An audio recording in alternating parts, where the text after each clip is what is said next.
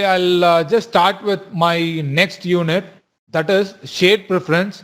Before I go into shared preference, I'll just let you know what actually this is about, because maybe the name would be a new one to you. You know that whenever we see some programmings or something like applications, web browsers, you want to store some data. So what you will be like doing is you will be like using some storage where you want to store some data so that you can use it in the later stages. For that is the purpose of the data storage. So in Android, data storages can be done in different ways. One is shared preference is one of the method where you can use to store the data. Second one is you can store the data in the internal memory. Internal memory is nothing but each and every application will be given. You would have seen in your mobile itself, you will have two kinds of memories. One is internal memory and one is external memory. Like this, each and every application will be given an internal memory. I think so it is like 14 MB to 16 MB of internal space will be given to each and every application. So either you can store it in applications internal memory, or you can store the data in an external storage. For example, your SD card or inbuilt external memory. So you can store it either in these storage external storages. So that is the third method. Fourth method is you have an inbuilt database, that is SQLite database. You know that Android provides you an inbuilt database available. That is an SQLite database. So either you can use an SQLite database to store your data. So that is another method. The fifth method is you can, through a network connectivity, you can connect to your external server where you can store data. So that is another method. So like this, we have different data storages. So that is what we are going to see. First, we are going to see about the shared preference.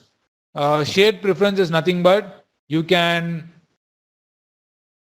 pass the data or you can store the data in form of a file.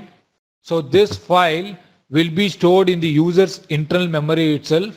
It will be available to the user's internal memory itself. You can share the data between your application wherever you want to share the data inside your complete application. You can share this data using the shared preference concept. It will create a file in the internal memory and you will be like able to use it anytime whenever your application is open. So that is the purpose of the shared preferences.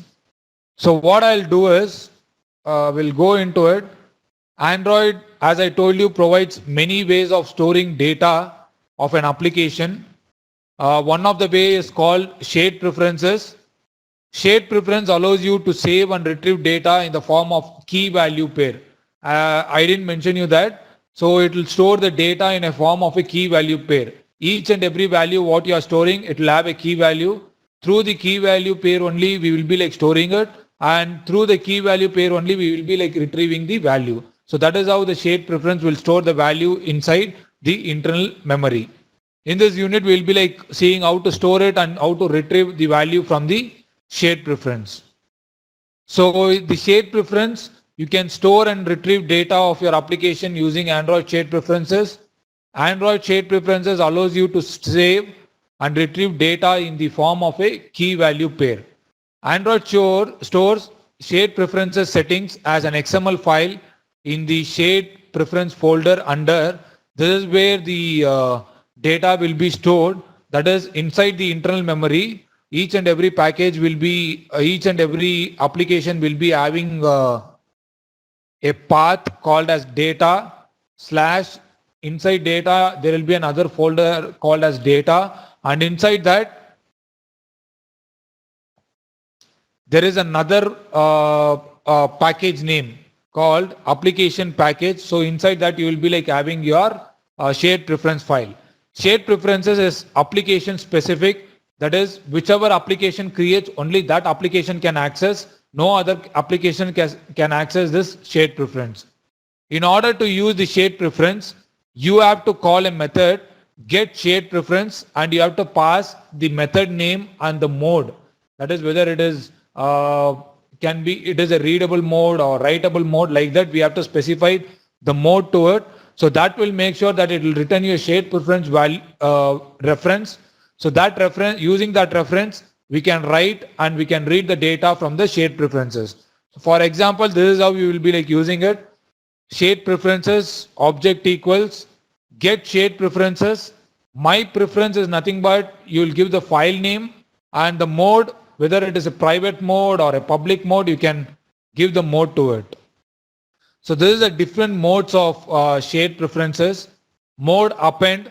This will append the new preference with the already existing preference. Suppose if you have an already existing preference, you want to append some data to it, you can specify mode as append. Then mode multiprocess. This will check for modification of preferences even if the shared preference instance has already been loaded. If there is any modification that you want to do, you can do it.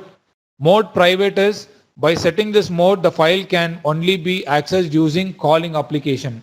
That is, only can be accessed by the particular application that has been created. Mode world readable. That is, will give only the read preferences. It won't give the write preferences. Writable is, it will give you the write permission. It won't give you the read permission. So that is how you can specify the different modes for the shared preferences. So to save the data to the shared preference, first we have to open the shared preference file in a mode called as editor mode. So through that only we will be like able to put the string into a key value pair. You can see this. To open the shared preference in an editor mode, we have a method called as edit. This will open into an editor mode.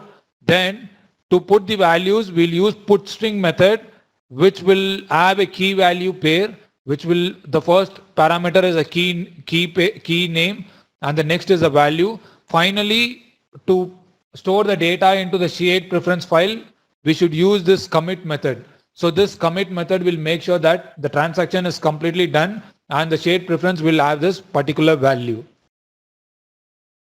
To get the values from the shared preference, first, before accessing it, you have to check whether the key name is available in the shared preference or not. If it is not available, no need of accessing it. Otherwise, it will throw you an exception to it.